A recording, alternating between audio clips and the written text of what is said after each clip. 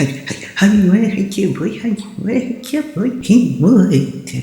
what's up, guys? It's your boy Patience. I decided to come at you with the perspective lines I was talking about, and to help me showcase this just a little bit better, I decided to use my 3D program just to emphasize it. So in 2D, when you've got perspective lines, as you can see, you've got two black lines there that V out. Well, at the tip of that V, you have a single point. And so what I decided to do was move my chair along that point between the two lines. But as you can see, my chair does not shrink to the point of horizon or to that point of the vanishing point. And this is merely because the 2 points at the sides of the chair do not deform in any way. And this is what I meant about the illusion of art. It's like a trickery, which is why I don't usually use this style myself much often. So no matter how much I move the two lines of the vanishing point or the horizon point, or whichever you want to call it, it does not coincide with the diameters or the maths of my chair. So now I will move the lines in order to replicate the width of my chair. And remember, take note, as you do this, other things will be built around those two lines to match that vanishing point. And this is how most artists tend to tackle an easier way of implementing backgrounds into their work, and sometimes fitting their characters into their work. So my chair would technically would be in replace of my character, as it were, referencing my character instead of, I guess you could say. But as you can see here, now I've put the walls in. The center wall at the back will be playing the vanishing point, as it were. And my chair, as I move it back and forth, my chair does not seem to fit in to that vanishing point. I thicken my walls here just so I can get a better view for us at bird's eye view. So in order to get that vanishing point effect, to make my chair look like it blends into the scene, I would have to hold the camera at a certain point, at a certain angle, and that trickery may just work. You may be able to pull it off. Now, this is what I meant about a lot of maths go into vanishing point and perspective lines. You would need hundreds, probably even thousands of lines in order to really create an environment where you could have multiple objects in that environment, all coexisting all coexisting with the main rule of a vanishing point, but there will never really be one single vanishing point. And I'm going to bring this out for you guys in moments. But as you can see, no matter how much I control those V's that control the vanishing point, it does not compute with the maths applied to my chair, which would be the brown block within the screen. So I'm going to load up, as you can see here, it just does not work. But it is a good trick to use in 2D for two reasons. One, to speed up your workflow, especially when working with backgrounds, or to ensure that your character fits into your background the best you can get it. And two, in order to draw backgrounds. But as you can see, my chair is in a room now, and my room has no vanishing point.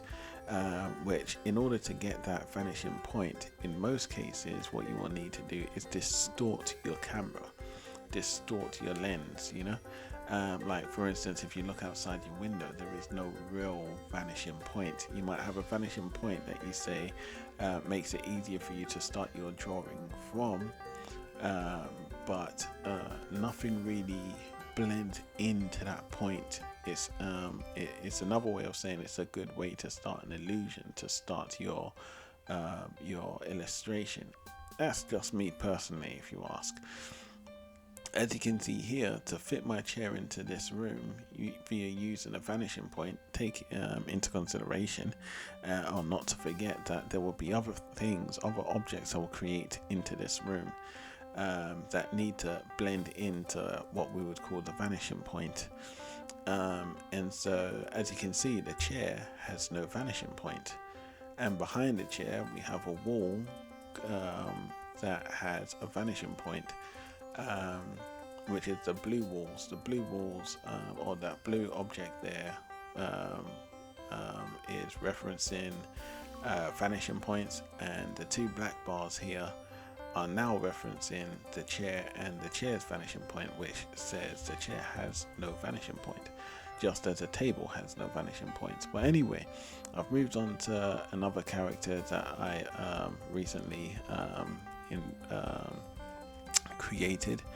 It would be my wizard character, and I decided to draw it out for you guys, so you can see how I did so.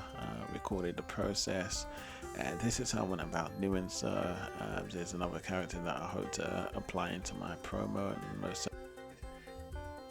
But I did actually want to state that a lot of music, all the music, not a lot, but all the music that you hear on my profile, or profiled over my my videos and my uploads, I created myself and copyrighted. So so when you listen to those, you know that I composed those all myself. So I do hope that you like those. These weren't tunes that I've obviously employed from YouTube or any other media source or third party, but something that I have done myself, and now I do hope to create more. So I do apologize that you do always listen to the same track going over and over, and sometimes on some of my uploads I do have some other videos playing. But you'd have to scroll through my videos to find which tracks are played.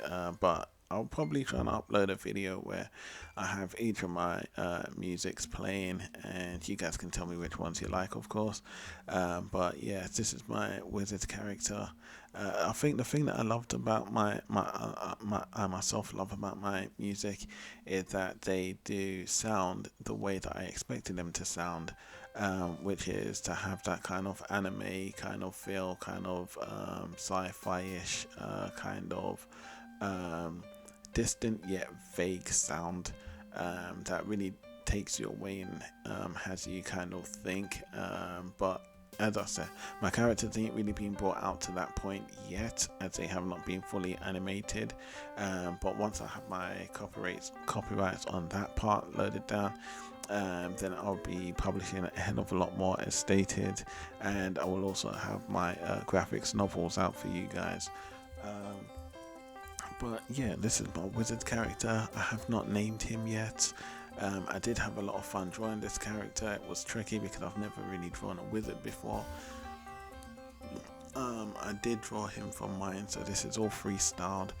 The only reference I had was references from movies, and only so few came to mind. But yeah, so I tried my best at that one. I felt like I'd done a good job. I felt his hat was a bit simple, but there's going to be other ranges within each class.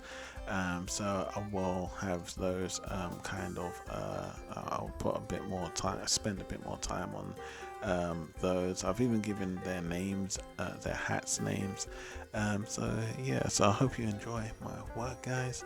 I hope you truly do enjoy what you see, because I surely do my darn self.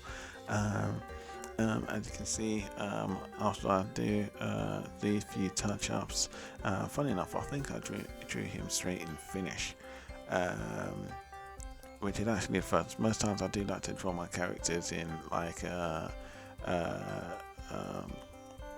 unrendered format before I render it out with my finish lines. But anyway, yeah, so I moved on to the coloring phase. I enjoyed it, playing around with the colors and trying to see which ones would suit my character the most.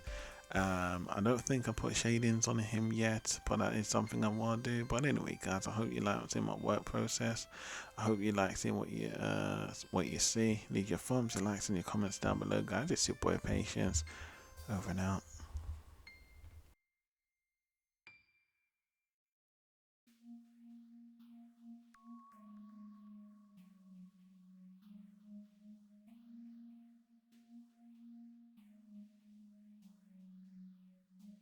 Quando Hollywood, your boy Hollywood, he put